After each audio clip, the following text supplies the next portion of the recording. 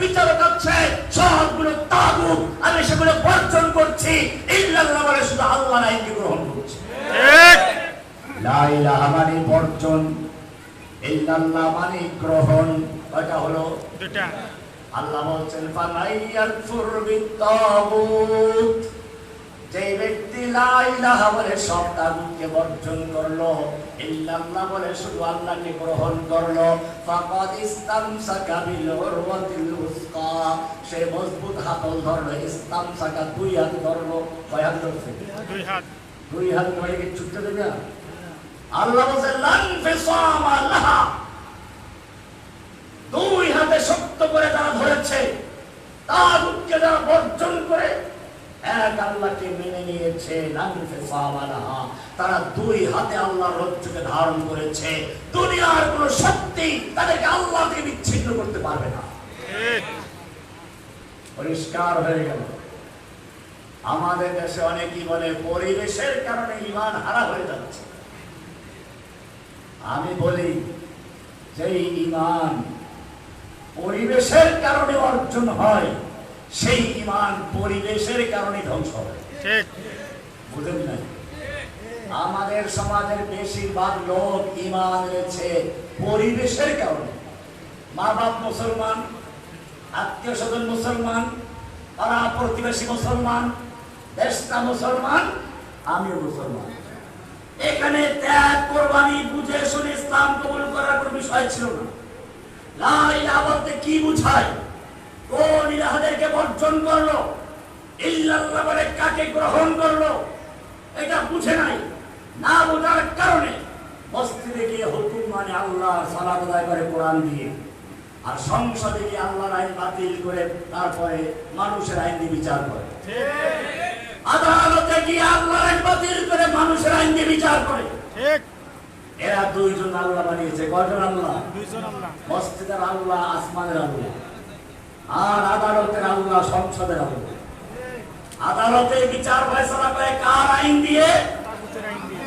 আল্লাহর দেওয়া আইন দিয়ে না সংসদের তৈরি করা আইন দিয়ে? সংসদে তৈরি করা আইন দিয়ে। আল্লাহ কয়জন হলো? দুইজন। এবারে কোরআনের আয়াত শুনুন। আল্লাহ বলছেন ওয়াকালাল্লাহু লা তাত্তাখিযু ইলাহাইন ইসনাইন, ওয়াকালাল্লাহু, আল্লাহ বলছেন লা তাত্তাখিযু ইলাহাইন ইসনাইন, খবরদার তোমরা দুই আল্লাহ বানাবে না। মসজিদে মানবে এক আল্লাহর ইবাদত, আর বাহিরে মানবে আরেক আল্লাহর ইবাদত। দুই আল্লাহ বানাবে না। ইন্নামা হুয়া ইলাহু ওয়াহিদ, তোমাদের আল্লাহ মসজিদেও এক আল্লাহ, সেই আদালতেও সেই আল্লাহ, সংসদেও সেই আল্লাহ, একই আদালতে সেই আল্লাহ, কবরেও সে একই আল্লাহ। এক আল্লাহর ইবাদত করবে সব জায়গায়। কে বলেছেন? লা ইলাহা ইল্লাল্লাহ। বুঝে শুনে বলতে হবে। এই বুঝে শুনে যারা ঈমান এনেছে, তাদের ঈমান পরিবেশ যতই ঘোরাতে হোক, ঈমান পরিবেশের কারণে বদলাতে পারে না। পরিবেশের কারণে ঈমান বদলে যায়। দাজ্জালের সময় তো পরিবেশ বদলে যাবে, তোমার ঈমানটাও বদলে যাবে। হাসিনার নির্যাতনের কারণে, হাসিনার জেল জুলমের ভয়ে যারা হাসিনার দালালি করেছে, সত্য কথা গোপন করেছে, হাসিনা ছিল দাজ্জালের ভূমিকা।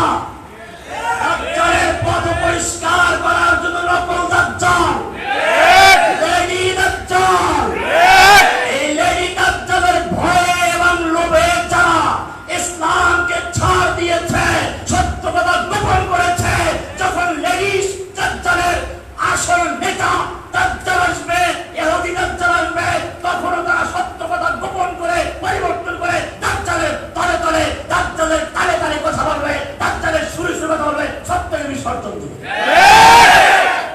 তালে তাল মিলে যে ঈমান তালে তালে এসেছে, যাতে বর্ষা দিয়ে আঘাত করে করে হত্যা করা হয়েছে, ঈমান বুঝে শুনে গ্রহণ করেছিল পরিবেশের কারণে না, পরিবেশের কারণে না। সেজন্য যত প্রতিকূল পরিবেশ আসুক না কেন, যত জুলুম অত্যাচার নির্যাতন আসুক না কেন, ঈমান থেকে চুল পরিমাণ সরাতে পারে নাই পরিবেশের কারণে। ঈমান, এই যাদের পরিবেশের ঈমান